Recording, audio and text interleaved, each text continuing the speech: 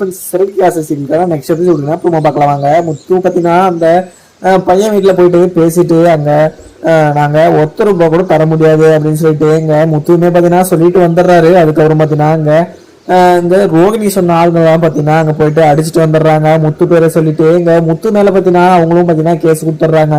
Case கொடுத்தாலுமே பார்த்தீங்கன்னா எங்கள் போலீஸும் வந்து எங்க முத்து அரெஸ்ட் பண்ணிட்டு போயிடுறாங்க. அரெஸ்ட் பண்ணிட்டு போனாலுமே அங்கே கூட்டிகிட்டு போய் ஜெயிலில் அடிக்கிற போது அவங்க உடனே பார்த்தீங்கன்னா இங்கே அருணுமே பார்த்தீங்கன்னா அங்கே அவங்க ஒய்ஃபு பார்த்தீங்கன்னா சிம்பிளான வேலை தான் செய்கிறாங்க.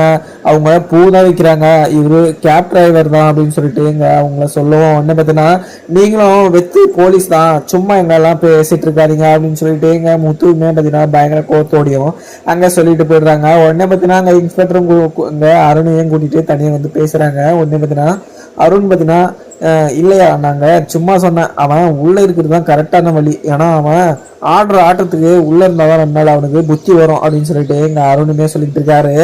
இவன் பார்த்தீங்கன்னா இது மாதிரி பேசுறது இங்கே சீதாவுக்கு தெரிய வச்சுன்னா சீதா பார்த்தீங்கன்னா அங்கே அருண்கிட்ட வாழவே மாட்டானே சொல்லலாம். ஏன்னா அருண் பார்த்தீங்கன்னா பழைய பகையெல்லாம் வச்சுக்கிட்டு இங்கே முத்துவை பார்த்தீங்கன்னா பழி வாங்கறதுக்காகவே இது மாதிரி பேசிட்டு இருக்காரு. அதுக்கப்புறம் பார்த்தீங்கன்னா இங்கே ஒரு சைடு பார்த்தீங்கன்னா விஜயாவும் பார்த்தீங்கன்னா ரொம்பவே பதட்டமாகவும் அங்கே பேசிட்டு இருக்காங்க.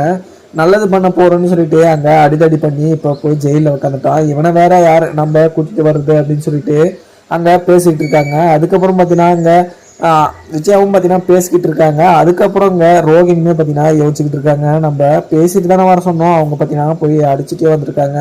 இந்த விஷயம் பாத்தீங்கன்னா அங்க எல்லாருக்குமே தெரிய வந்துச்சுன்னா நான் பெரிய பிரச்சனைல மாட்டிப்பேன் அப்படின்னு சொல்லிட்டு அவங்களுமே பாத்தீங்கன்னா மனசுக்குள்ளே பேசிக்கிட்டு இருக்காங்க. அங்க ஒரு சைடு பாத்தீங்கன்னா மனோஜுமே இங்க ரோகிணி கிட்ட கேக்குறாங்க, நீ யாரோ 4 பேர்கிட்ட சொல்லியிருந்துமே அவங்க போய் கேட்டாங்களாமா அப்படின்னு சொல்லிட்டு இங்கே ரோகிணிகிட்டையும் கேட்குறாங்க.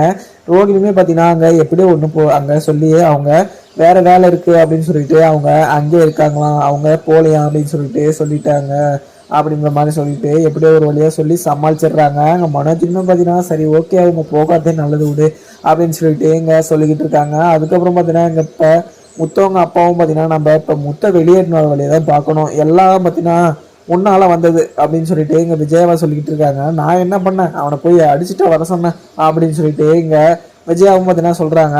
விஜயா நீங்க கப்பு நின்று ஒரு சைடு, நீ உன்னாலதான் பார்த்தீங்கன்னா இப்போ முத்து ஜெயிலில் இருக்க வேண்டியதா ஆயிடுச்சு.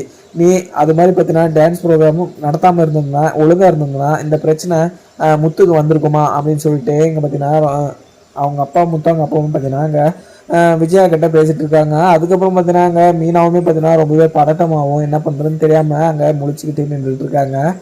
உடனே பார்த்தீங்கன்னா மீனாவும் பார்த்தீங்கன்னா போலீஸ் ஸ்டேஷன் போகிறாங்க. அவங்க எந்த தப்பும் பண்ணலை, அவங்க போயிட்டு பேசிட்டு வரதுக்காக தான் போனாங்க, அவங்க பொய் கம்ப்ளைண்ட் கொடுத்துருக்காங்க அப்படின்னு சொல்லிட்டு இங்கே முத்து இது மீனாவுமே பார்த்தீங்கன்னா அங்கே போலீஸ் ஸ்டேஷன் சொல்கிறாங்க. அங்கே பார்த்தீங்கன்னா போலீஸுமே பார்த்தீங்கன்னா எதுவுமே சொல்லாமல் சைலண்டாகவே இருந்துடுறாங்க. நீங்கள் பேசுறதுனா அங்கே கம்ப்ளைண்ட் கொடுத்தவங்ககிட்ட பேசுங்க அப்படின்னு சொல்லிட்டு இங்கே போலீஸுமே சொல்லிடுறாங்க. அதுக்கப்புறம் என்ன நடக்குதுன்னு பார்க்கலாமாங்க. வீடியோ பிடிச்சிருந்தா லைக் பண்ணுங்கள். Thank you friends.